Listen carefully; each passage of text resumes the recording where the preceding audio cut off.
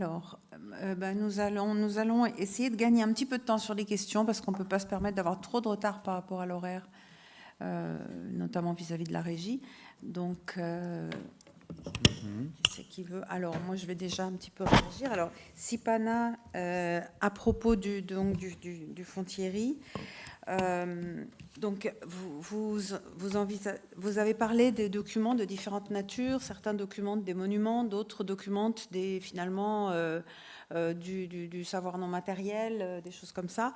Est-ce que vous avez prévu un calendrier dans la priorité de numérisation de ces différents types de documents et aussi une sorte d'indexation qui va permettre à des spécialistes de différentes disciplines finalement de trouver dans ce fonds ce dont ils auraient besoin?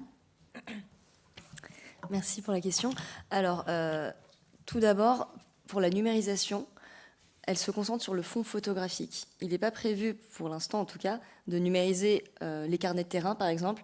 D'abord aussi parce que les carnets de terrain mélangent à la fois des observations sur le terrain, mais aussi des données personnelles. Et il y a aussi des raisons de droit. Donc, c'est des choses qui peuvent être consultées par les chercheurs qui veulent venir à l'INHA, mais on ne va pas numériser ces documents-là. On va numériser des extraits qui servent le projet, mais voilà. Concernant l'indexation, alors le fonds est en cours d'inventaire. Pour l'instant, les cartons que vous avez vus, c'est vraiment, ils sont dans le même état que lorsqu'ils ont été récupérés dans la maison des Thierry, mais ils sont en train d'être reclassés. Et à ce moment-là, il y aura évidemment un classement qui permettra à tout le monde de chercher facilement. En tout cas, pour l'instant, si vous êtes intéressé, il faut écrire à mon collègue conservateur Jérôme Delatour en lui disant que vous êtes intéressé par tel aspect, tel pays, telle documentation, et lui connaît bien le fond dans sa matérialité, donc pourra mieux vous guider. Pour l'instant, on n'a pas encore de liste accessible. Merci beaucoup. Et dans votre titre, vous parlez, enfin dans le titre du projet, il est question de valorisation. Donc valorisation, il y a le sens valorisation scientifique et puis il y a aussi la valorisation grand public. Vous avez parlé de modélisation 3D. Bon, évidemment, vous êtes au début du projet, donc je ne sais pas quel est le calendrier, mais ça m'a fait penser qu'il serait peut-être fantastique de faire un film qui reconstitue certains voyages justement avec des modélisations 3D, avec des choses comme ça de semi-fiction et semi-reconstitution. Ça laisse imaginer énormément de choses, y compris pour toucher le grand public, en fait, éventuellement à la télévision. Oui, par exemple, ça, on n'y avait pas pensé. C'est une très bonne idée de faire un film avec des modèles 3D. L'idée d'associer au site des modèles 3D. Alors, déjà, moi, j'ai fait 2 missions, donc une en Arménie et une en Géorgie. C'était principalement des documentations photographiques, mais j'ai aussi fait sur quelques sites de la photogrammétrie, donc pour pouvoir faire des modèles 3D. Mais il faut savoir aussi que l'idée, c'est de ne pas refaire des modèles 3D sur des sites qui sont déjà faits. Et je pense notamment, vous connaissez sûrement le projet de Toumo en Arménie, qui est un grand projet de numérisation 3D. L'idée, en fait, ce sera pouvoir faire des liens aussi avec des projets existants. En termes de valorisation, par exemple, le film, c'est une très bonne idée. Nous, on avait pensé à des BD aussi. Parce que vraiment, quand on lit les carnets, je vous ai juste mis des exemples, mais c'est vraiment, c'est très joliment écrit aussi. Et puis on voit toute cette aventure avec tous les incidents qui leur arrivent. Et on s'était dit que ça pourrait être intéressant de demander de trouver des dessinateurs. Enfin, c'est des projets qui ne sont pas pour tout de suite, mais on a effectivement... il y a beaucoup de choses qui pourraient être faites avec ce... Et dernière petite question, vous avez parlé de l'Artsakh.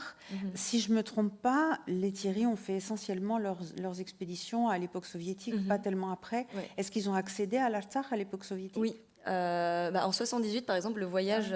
c'est aussi une des raisons pour laquelle j'ai choisi ce voyage au moment où on voulait choisir un capilote, parce qu'ils vont en Artsakh, ils font que 3 monuments, Dadivank, Tsitsernavank et Gandzasar. Mais effectivement, alors le Artsakh est quand même moins important dans l'ensemble de leur voyage, qui était surtout vraiment à l'est de la Turquie et mais en Artsakh, ils ont fait 3 missions, il me semble, au moins. Mais on est encore en train de découvrir des nouveaux. Ouais, très intéressant. Ouais. Et alors, Karen, à propos de Boon TV, une question que je me pose, c'est puisque tu parlais de faire une sorte de pont entre la diaspora et l'Arménie, ce qui est un peu ton profil aussi, est-ce qu'il y a eu une réception en Arménie de cette émission, de cette série? Est-ce qu'il y a eu des réactions?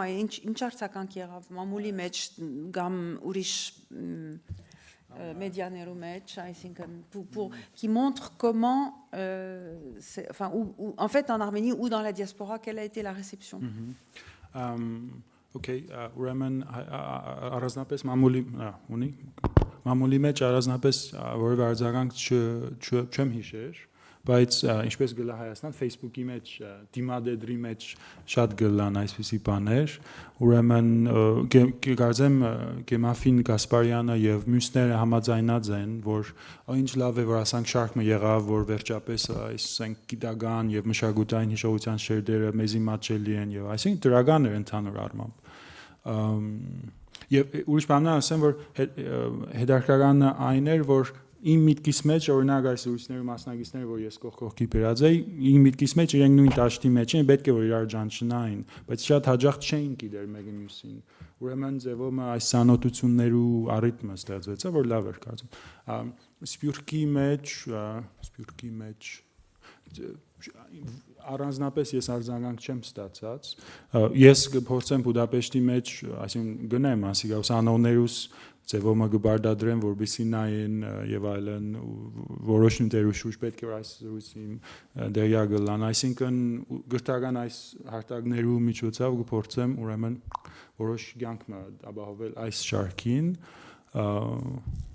այո Նաև անշուշտ քանի որ Գյուլբենկյանն եկավ դրամական օժանդակություն Գյուլբենկյանը եւ դրամի դեսանգ եւ նաեւ խորհրդանշականորեն բարոյապես գող կգայնեցավ այսինքն այդ էջին վրա նշվեցան եւ այլն այսինքն ասալ կարեւոր հանգամանք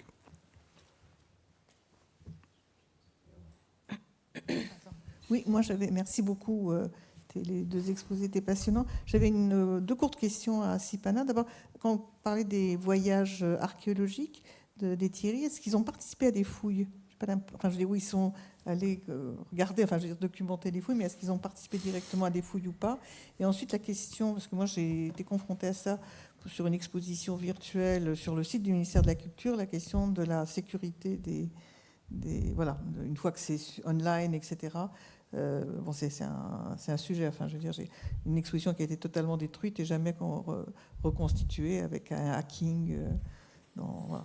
Alors que c'était sur un site très officiel, c'était pas une exposition perso ou autre, donc c'était une mission. Et puis les liens avec d'autres voyageurs, je pensais à ce couple d'Américains dont j'ai oublié le nom, mais peut-être que Karen s'en souvient, qui étaient eux des juristes et qui s'étaient pris de passion pour les monuments arméniens, alors eux plutôt de Cilicie, et ils avaient offert leurs photos ensuite à UCLA.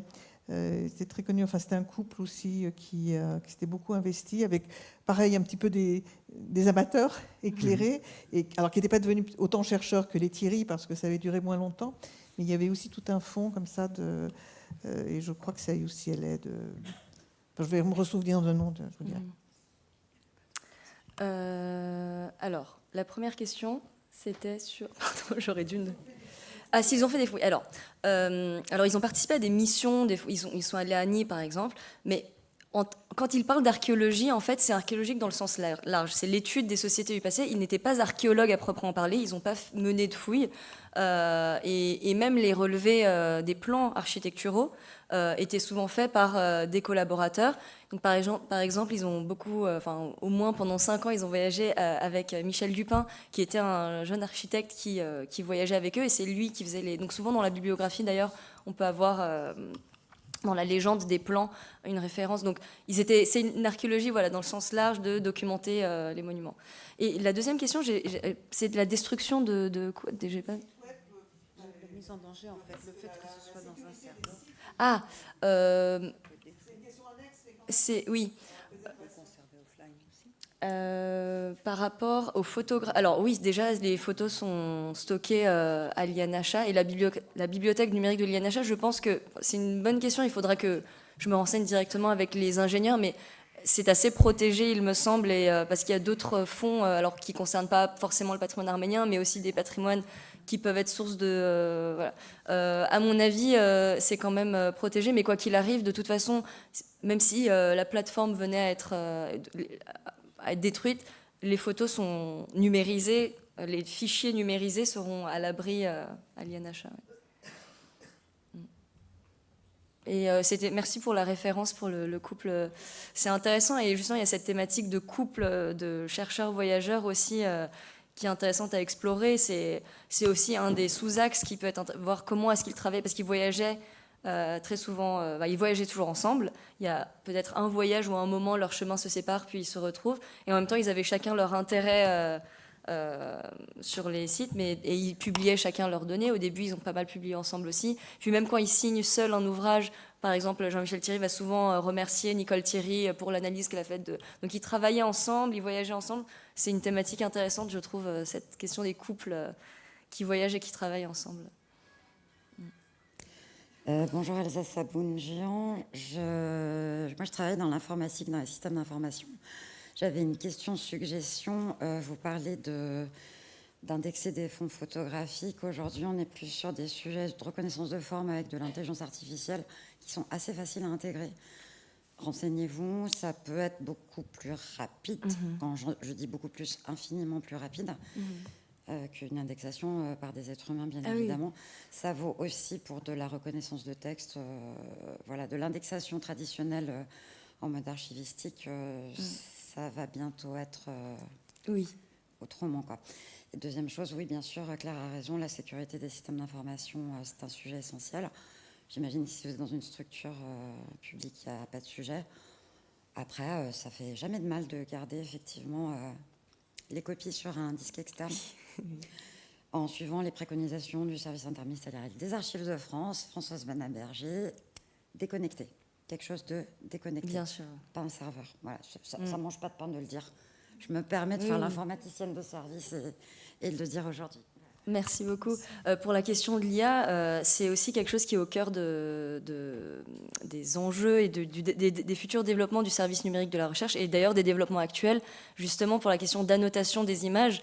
On est en train de voir déjà que plutôt que dire photo d'un monument, photo d'un habitant, paysage, en fait, il y a des manières déjà. En fait, il y aura déjà une phase d'indexation par l'intelligence artificielle, mais par contre, nous, ce qu'on aimerait, c'est pouvoir préciser encore plus. Ça veut dire que on a ici la façade ouest de l'église, et là, pour le moment, l'intelligence artificielle sur ce type de patrimoine n'est pas encore tout à fait à jour pour pouvoir identifier le tympan de telle église. Voilà, il y a un moment où on aura besoin aussi des spécialistes qui veulent participer, mais effectivement, pour la première phase d'indexation, on essaye de voir ce qui peut permettre d'accélérer les choses aussi. Ouais.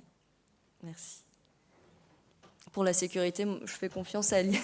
Moi, je m'occupe du projet de recherche, mais c'est vrai qu'il y a toutes les équipes de la bibliothèque numérique qui sont habituées à gérer ces questions de protection. Donc. Mais je leur rappellerai.